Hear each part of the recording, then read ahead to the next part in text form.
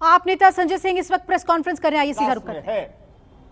आज वो पूरा का पूरा समाज सत्येंद्र जैन के साथ हो रहे उत्पीड़न और प्रताड़ना की कार्रवाई से दुखी है, आक्रोशित है, गुस्से में है। पूरे देश के जैन समुदाय के लोगों को लग रहा है कि आज उनके समुदाय के व्यक्तियों को टारगेट करके, सत्येंद्र जैन को टारगेट करके उनको और उनके परिवार को बार बार प्रताड़ित और अपमानित करने का काम किया जा रहा है। मैं मोदी जी से कहना चाहता हूं, भारतीय जनता पार्टी से कहना चाहता हूं, केजरीवाल जी तो आपसे कह चुके हैं, देश के लिए कुछ अच्छा काम कीजिए और हम सबके प्रति इतनी दुर्भावना अगर आपके मन में भरी पड़ी है तो एक साथ सबको गिरफ्तार करके जेल में डाल दीजिए। लेकिन शिक्षा पर, स्वास्थ्य पर, देश की तरक्की पर कुछ काम करके इस देश के लोगों को दिखाइए। मुझे इतनी बात कहनी थी, आपका कोई प्रश्न हो तो पूछ सकते। संजय भाई, जिस हिसाब से अरुण सिंह ने लेटर लिखकर कहा था कि ये जो बातें हो रही है सांप्रदायिक हिसाब से द्वेष फैलाया जा रहा है, इस तरह का कोई भी राजनीति हम लोग नहीं करते, हम लोग सर्वधर्म के साथ चलते हैं, उसके बाद से शाम में कार्रवाई होती है। देखिए ऐसा है, बाद से फिर पीएम पर आरोप लगाना क्यों? देखिए ऐसा है, भारतीय जनता पार्टी को नफरत की ट्रेनिंग देने का काम आदरणीय नरेंद्र मोदी जी करते हैं। उनकी पार्टी जो है भारतीय जनता पार्टी, वो पूरे देश में नफरत का बीज बोने का काम करती है, दूसरे धर्मों को अपमानित करने का काम करती है। और इसलिए आज अंतर्राष्ट्रीय स्तर पे भारत को शर्मिंदा होना पड़ा है। उसके पीछे सबसे बड़ा कारण भारत के प्रधानमंत्री नरेंद्र मोदी है, उनकी पार्टी है, भारतीय जनता पार्टी।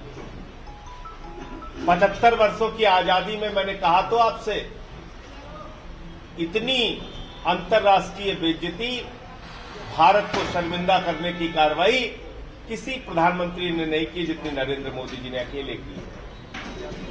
आज हमारे राजदूतों को बुला बुला के माफी मांगने के लिए कहा जा रहा है, उनको अपमानित किया जा रहा है। 130 करोड़ भारतीयों का सर शर्म से झुक गया मोदी जी और उनकी पार्टी की वजह से, मोदी जी के कारनामों की वजह से। तो ये एक बहुत, आप सोचिए, छोटे छोटे व्यापार करने वाले लोग, भारत के लोग, उनके सामानों का बहिष्कार हो रहा है। भारतीयों को कितना अपमानित महसूस करना पड़ रहा है दुनिया के अलग अलग देशों में। पूरी दुनिया में आप भारत को शर्मिंदा कर रहे हैं, बेइज्जती करा रहे हैं भारत की। तो ये कोरी बयानबाजियां, इससे कोई काम चलने वाला नहीं है। असली चेहरा जो मोदी जी और भारतीय जनता पार्टी का है वो सामने आ चुका है। और आप देख रहे हैं कि अपनी अंतर्राष्ट्रीय बेइज्जती को छुपाने के लिए सुबह सुबह ईडी पहुंच जाती है सत्येंद्र जैन के घर पे। ये क्या तमाशा है? आप कहते हैं उन पे कोई एफआईआर नहीं, कोई कंप्लेंट नहीं, कोई शिकायत नहीं, और उसी आदमी को आप बार बार टारगेट कर रहे हैं। तो पूरा देश, पूरे देश की जनता, हमारा एक एक कार्यकर्ता देख रहा है और समय आने पर इसका जवाब दिया जाए। संजय भाई, बीजेपी के तमाम जो नेता वो कह रहे हैं कि आप जितेंद्र सिंह तोमर को भी ऐसे क्लीन चिट दे रहे हैं, लेकिन अंततः क्या हुआ? क्या हुआ पूछिए उनसे। आप सत्येंद्र जैन पे आप क्लीन चिट, भाजपाइयों से पूछिए क्या हुआ जितेंद्र सिंह तोमर के मामले में, वही बताएंगे आपको क्या हुआ। पूछिए उनसे, मैं पूछ रहा हूं भाजपाइयों से। मुख्यमंत्री के दफ्तर पे सीबीआई का छापा मारा, क्या हुआ उसमें? प्रमुख सचिव राजेंद्र कुमार को गिरफ्तार किया, क्या हुआ उसमें? उप मुख्यमंत्री मनीष सिसोदिया के घर पे सीबीआई का छापा मारा, क्या हुआ उसमें? ईडी का सीबीआई का छापा हमारे कई मंत्रियों पे मारा, क्या हुआ उसमें? 140 मुकदमे हमारे 34 विधायकों के ऊपर लिखे गए, क्या हुआ उसमें? 72 मामलों में कोर्ट से बरी हो गए, दिल्ली पुलिस को लताड़ लगी, क्या हुआ उसमें? क्या हुआ उसमें? 23 एफआईआर मेरे खिलाफ की बाबा जी ने उत्तर प्रदेश में। राष्ट्रद्रोह का मुकदमा लगाया, एक दिन में 9 एफआईआर की, मेरे पार्टी का दफ्तर बंद करा दिया, क्या हुआ उसमें? मैं पूछ रहा हूं भाजपाइयों से, बताएं। खाली एक बदनाम करने के लिए द्वेष की और दुर्भावना की राजनीति चला रहे हैं आप। चलाइए, आपके पास ताकत है।